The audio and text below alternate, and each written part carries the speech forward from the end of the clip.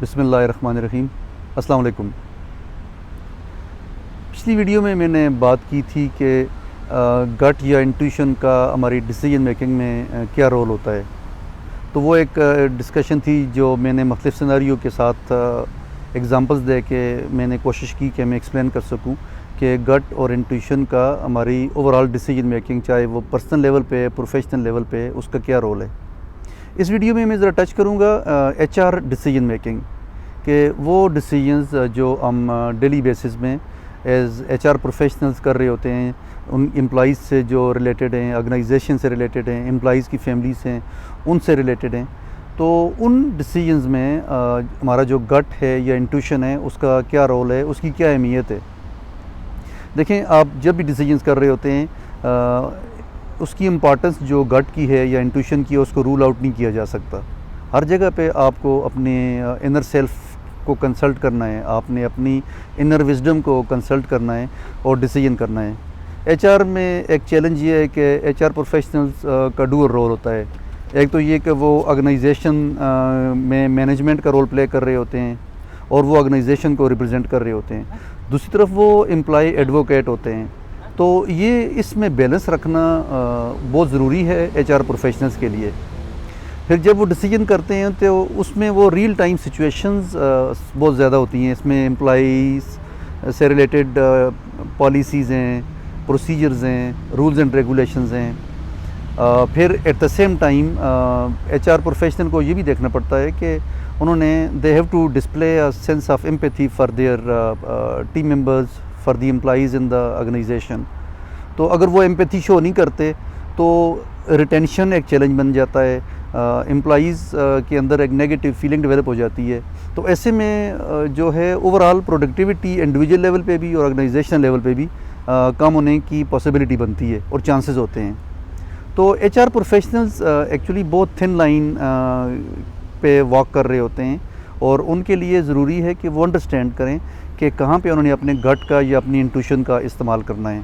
Pure गट और intuition तो बहुत मुश्किल है कि HR मैनेजर्स या HR प्रोफेशनल्स अपनी डिसीजन मेकिंग में जब वो डील कर रहे हों एम्प्लॉइज़ के मैटर्स के साथ तो वो कर सकें, वो पॉसिबल नहीं है। लेकिन वो एक कम्बिनेशन क्रिएट कर सकते हैं कि जहाँ पे वो एम्प्लॉइज़ के साथ अपनी एम्पैथी भी शो करें, अपने गट और अपनी इंट्यूशन को भी कंसल्ट करें, एट द सेम टाइम वो ऑर्गेनाइजेशनल पॉलिसीज़ को भी देखें, क्योंकि उन्होंने देखना ये है कि ऑर्गेनाइजेशन कल्चर भी जो है वो प्रिजर्व रहे।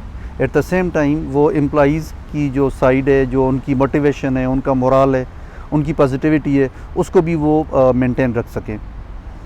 कुछ जो हमारे डिसीजंस होते हैं HR में, फॉर एग्जांपल जब हायरिंग हो रही होती है और HR प्रोफेशनल्स पैनल इंटरव्यूज़ में बैठते हैं या वो इंडिविजुअल इंटरव्यूज़ कर रहे होते हैं, तो उस वक्त आप देख रहे होते हैं कि मे बी कि जो टेक्निकल साइड है आप प्योरली उसको ना देखें। आप जो है किसी भी एम्प्लॉई की सॉफ्ट जो साइड है, जो उनकी स्पिरिचुअल साइड है, या उनकी जो बाकी एटीट्यूड है, बिहेवियर्स हैं, उनको देखें।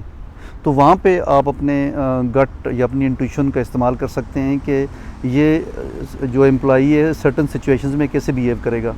फिर मेरे अंडरस्टैंडिंग के मुताबिक गट या इंट्यूशन जो है वो एक स्किल भी है, तो आप इसका इस्तेमाल करते हैं और आपकी डिसीजन मेकिंग में इसका रोल होता है।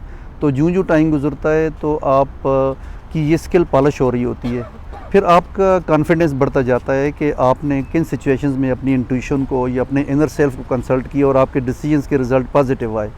तो ऐसे में इस स्किल को यूज़ करते हुए आप हायरिंग के वक्त या रिक्रूटमेंट के वक्त अच्छे डिसीजंस कर सकते हैं।